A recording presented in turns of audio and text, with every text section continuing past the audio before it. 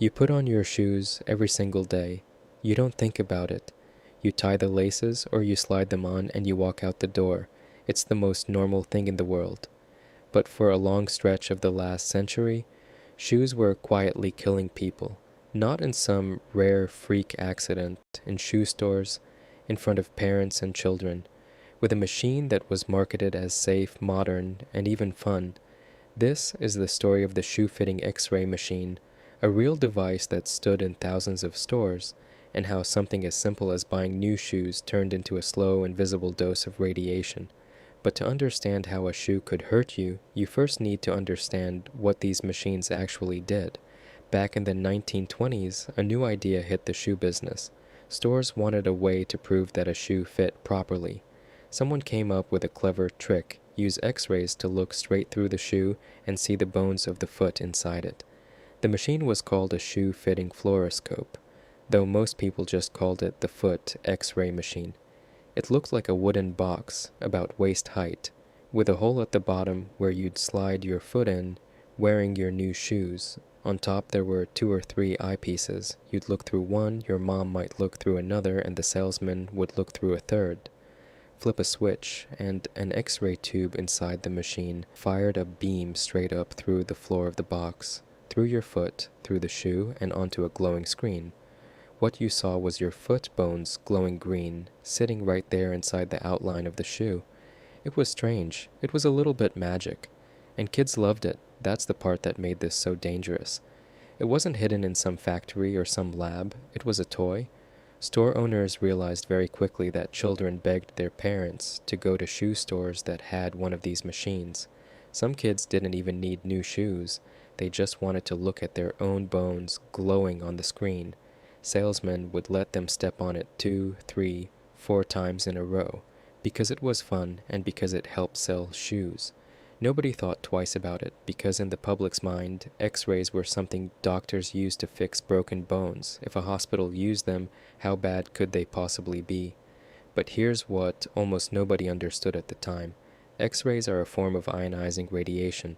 That means they carry enough energy to knock electrons out of atoms and molecules inside your body, including inside your cells, in small, controlled doses.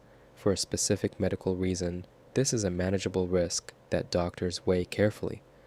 But the shoe-fitting fluoroscope wasn't controlled. It wasn't monitored. It didn't track how many times you stepped on it, how long you stood there, or how old the machine was. Some machines were adjusted properly, many were not. Investigators later found devices that were leaking radiation out the sides and the back, not just straight up through the foot opening. That means it wasn't only the customer's feet getting a dose, it was the store clerk standing next to the machine all day, every day, for years. It was the shoe salesman who leaned on the box to help a kid balance. It was anyone standing nearby, and radiation exposure doesn't work like a burn, where you feel the damage right away. This is the part that made it so easy to ignore. There was no pain, no mark, no sensation at all. The damage happens at the cellular level, and it can take years, sometimes decades, to show up. Radiation exposure adds up over a lifetime. Each scan by itself might seem small, but repeat it enough times in a machine that isn't properly shielded, and that damage builds. It can damage the DNA inside your cells. Most of the time your body repairs that damage just fine, but sometimes it doesn't, and a damaged cell keeps dividing in a way it shouldn't. That is how radiation is linked to cancer. Not an instant reaction, but a slow, invisible risk that grows the more you're exposed to it. Now here's where this stops being a hidden danger from the past and becomes something with real, documented harm. Over time, doctors and scientists began raising alarms. Studies found that shoe store employees, the people running these machines for hours every single day, were showing higher rates of radiation-related skin damage on their hands and feet. There were documented cases of burns on the feet of people who used the machines heavily. Reports came in of dermatitis, skin breakdown, and in some more serious cases, doctors linked long-term exposure to radiation-induced injuries, including cases where amputation became necessary after repeated damage to the tissue in the foot. Children were especially at risk, because their bodies were still developing, and growing tissue is more sensitive to radiation damage than fully developed adult tissue.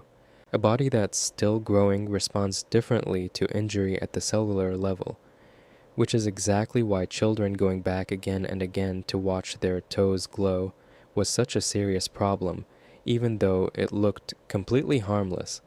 It took years for a regulation to catch up, because there was no system built to catch this kind of danger. These machines weren't classified as medical devices, so they weren't inspected the way hospital X-ray equipment was. A shoe store owner in a small town could buy one, plug it in, and use it for a decade without a single safety check.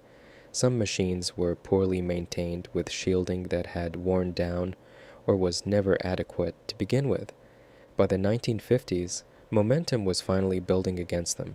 States began passing laws limiting or banning the machines. Pennsylvania was one of the first to move seriously against them. Other states and countries followed through the 1950s and into the 1960s, as the science on radiation risk became harder to ignore. By the time all of this wrapped up, thousands of these machines had operated across stores. Nobody has an exact number of how many people were harmed, because there was never a system built to track it. That's part of what makes this story so unsettling. The damage was real, but it was scattered, slow, and mostly invisible, which is exactly why it took decades for anyone to shut it down. So why does this matter now, when shoe-fitting X-ray machines don't exist anymore? Because the lesson underneath this story hasn't gone away. It's not really about shoes, it's about how easily something can be marketed as safe, fun, and modern, while quietly carrying a risk nobody bothered to measure. The shoe store fluoroscope worked exactly like it was supposed to. It let you see your foot bones. It helped sell shoes. On the surface, it did exactly what it claimed to do. The danger wasn't in some malfunction. The danger was baked into the normal, everyday use of the machine. The same way blowing hot air on your skin above a certain temperature stops cooling you down and starts heating you up. The mechanism looked helpful. The physics said otherwise. Today we like to think we're past this kind of thing, that modern safety standards would catch it early, but the truth is, new products get introduced into daily life all the time with unknown long-term effects, and it often takes years, sometimes decades, of quiet, scattered harm before anyone connects the dots. The shoe X-ray machine wasn't dangerous because it was rare or exotic. It was dangerous because it was ordinary, cheerful, and trusted. Kids lined up for it. Parents encouraged it. Store owners were proud of it. Nobody involved meant any harm. So next time you slide on a pair of shoes, you don't need to worry about radiation. That danger is long gone. But it's worth remembering that the most normal, everyday things are exactly the ones we stop questioning.